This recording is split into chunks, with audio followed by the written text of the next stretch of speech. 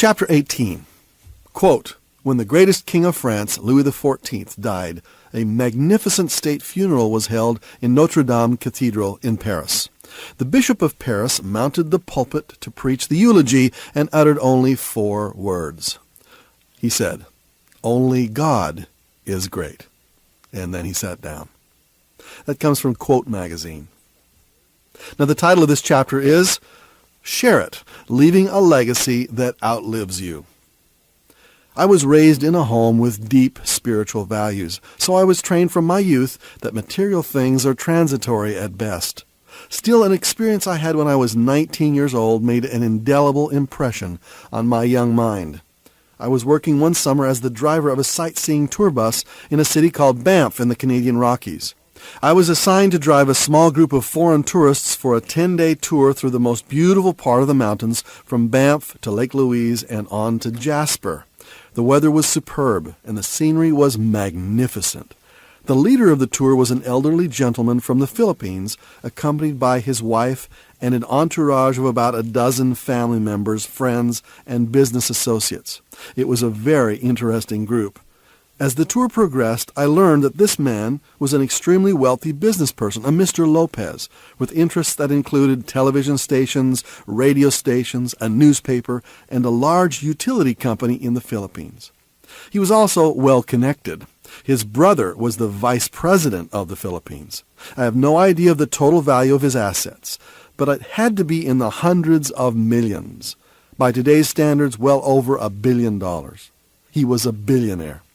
At the end of my tour, the old gentleman graciously asked me if I would like to leave my job as a bus driver and join his entourage as they continued their journey. Well, as you can imagine, I was flabbergasted. "But I have no clothes for the trip," I stammered. "No problem," he replied. "We can arrange for anything you need." I called my father and informed him of my good fortune.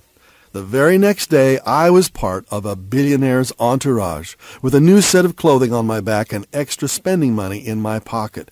It was like a fairy tale. We stopped at the Lopez Mansion in San Francisco long enough for me to obtain a passport and a visa, and then we were off to the Philippines. Upon landing in Manila, we were whisked through customs and immigrations and driven immediately to the government palace, where we were granted an audience with the First Lady Imelda Marcos. She accepted some expensive dresses as gifts and then posed for a photo with me.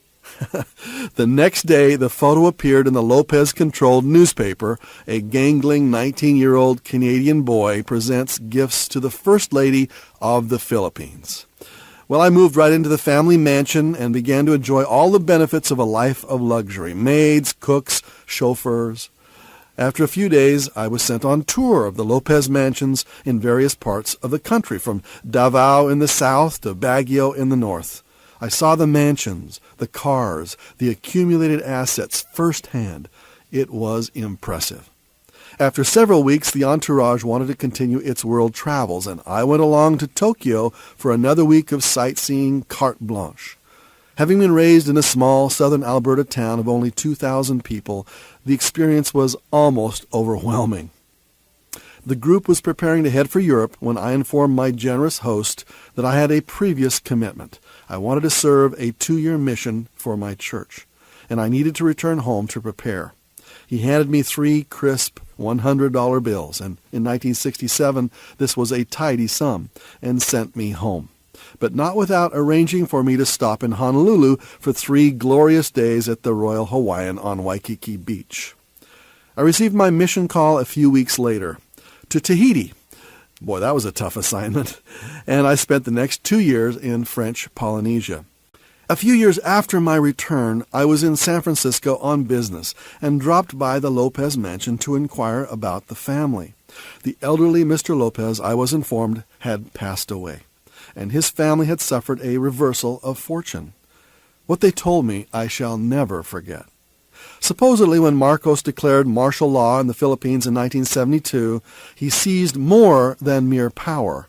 He seized all of the media outlets, newspaper, TV, radio, and nationalized them, which is another word for legalized grand larceny.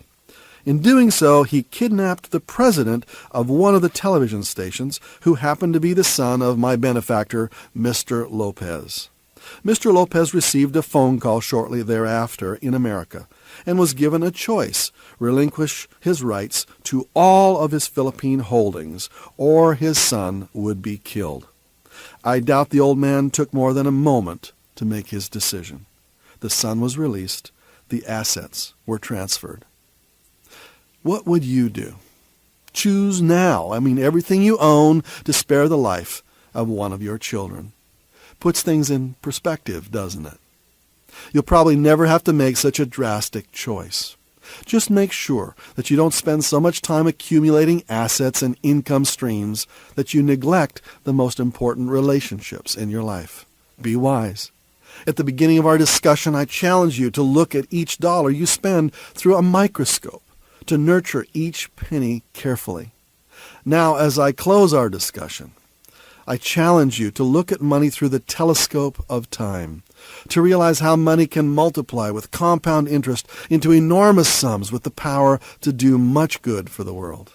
And I challenge you to do what all great philanthropists have done, to be such a powerful steward over your forests of money trees that they can produce fruit to feed generations of people long after you have gone. And to this end, I wish you good luck and Godspeed.